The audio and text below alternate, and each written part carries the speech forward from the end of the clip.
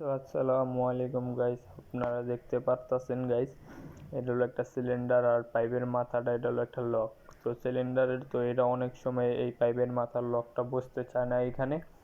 তার জন্য দেখেন এই ভিতরে যেই একটা রবারের মতো আছে, এটা বের করে ফেলা। আর যে দোকানতে আপনার সিলিন্ডার আনবেন ওই দোকানে এই রবারটা পাইবেন। তো এই রবারটা বের করে ফেলা আর একটা নতুন রবার লাগায়া পরে ওই লকটা বহাইব।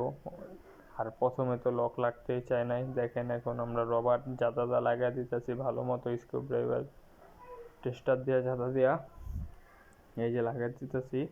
এখন আমরা ওই পাইপের মাথায় যে লকটা এটা এখন বসায় দিব, বসা পরে চুলা এখন বসায় দিলাম। তো এই যে দেখতেছে ভালো মতো যে লিক মিক করেনি কোনো জায়গায়, কারণ এটার লগে চুলা যদি আগুন মাগুন ধরে যেতে পারে, তার জন্য ভালো মতো দেখতেছে। এখন চুলা চালু দিবে, প্রথম একটু 2-3 বার মারতেছে, দেখেন আগুন ধরে না, দেখেন এখন ধরে যাবে গাইস।